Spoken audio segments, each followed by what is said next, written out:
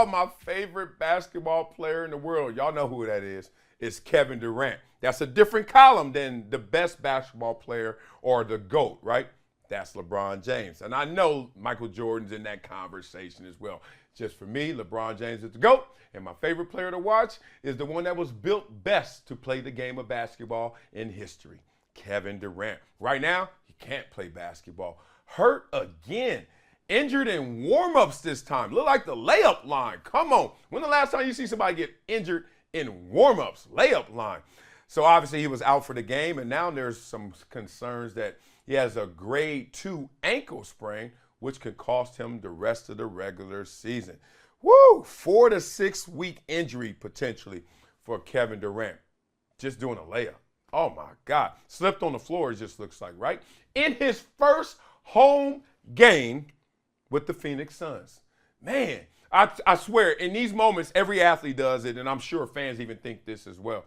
You start thinking and checking in on your karma account. Like you start saying, damn,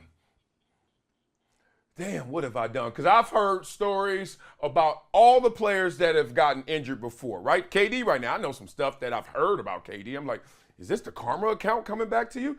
What does that mean? When I used to get hurt, I used to always be like, damn, I didn't call that girl back 3 weeks ago. Damn it. I did tell him I was going to come through, and I did. Seriously, you're like, why did I get hurt on something so mundane, something so simple that I've done a trillion times before? Oh, why did I cut that old man off? And then I gave him the bird too. And now I got a torn ACL. You know, like you just think that way. Now, it made me really reflect on some crazy, silly injuries. And nothing's funny about an injury, especially when it happens to you. But some of them, let's just be real. How in the hell you get hurt is what we're all thinking, right? So let me start. Tyrod Taylor. Remember him?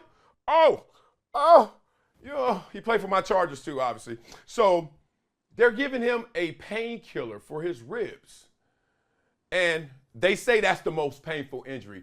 Thankfully, in all my years of playing sports, I never had knee issues and I never had rib issues. Knee issues, I was so thankful because I knew once you had a bad knee, the chances of you being the same guy, slim, right? But we've seen some guys respond. But I was like, please don't have bad knees. And the ribs, I was scared of rib injuries because they say they hurt so bad.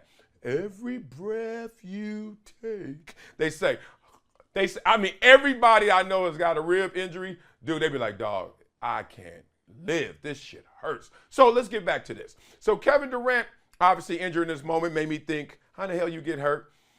Tyrod Taylor, they're supposed to go in your ribs. They miss your ribs and they puncture your lung. And they said he was short of breath, and he just didn't know what was up. He was like, one, I'm short of breath. That's a big problem. A bigger problem is you just gave me a painkiller, and I'm in more pain. So that lets you know that didn't work, and you probably missed the spot. Boom. And then he sued. I don't know how much money he got, but he already got money. He got more money for that. Trust me, they had to settle that. All right.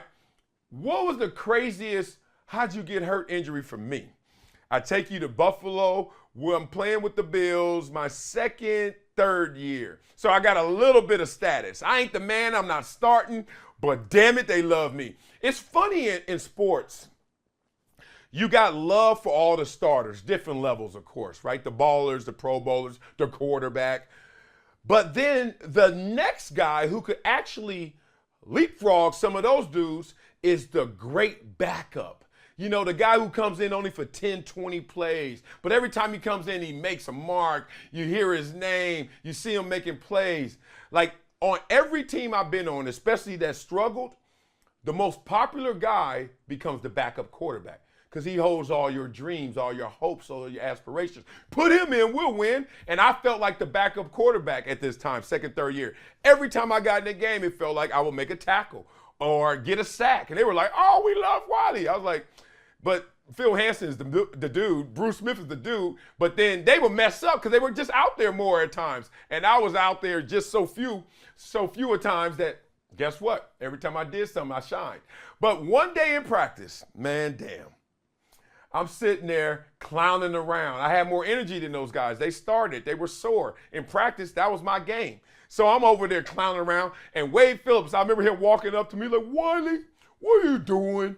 And I was like, man, I'm over here dancing. Wade, get some with me. He was like, I ain't dancing. I don't dance. So then I start breakdancing. And everybody just, in stretch line, that's where we gossip. In stretch lines where we joke each other out. In stretch line, we supposed to be warming up, but really, it's just a big social session, right? Everybody doing this. Yeah, dog. Man, I went to the mall. There wasn't nobody up in that thing. We supposed to be doing that, right? And I'm on the ground. Beat Street Breakdown. Rah! And I am killing it. And then Wade looking at me like, dog, you're a fool. But they're laughing. And then the horn goes, Whirr! That means get your ass up and go to your drill, right? I'm done backspinning. And I'm like, all right, I told my body, get up. And my body said, nah, we good right here. And literally, I was like this. I couldn't move. And then the training staff had to come like, stop playing, Wiley. You were just dancing. Stop playing. And I was like, I can't move. And they were like, what? And then a couple of seconds later, it kind of wore off, and I started to move. And I sat out that practice, and they were killing me. They're like, this fool missed practice because of breakdancing. Like, dog, you got to be silly for that. And that was the moment. And now looking back, I should have known I was going to have a back surgery that next year, because that was probably the first indicator that my back was messed up. But breakdancing for me, missed the practice. Thank God I didn't do it during the pregame, because then I would have missed the game, and then all hell would have broke loose.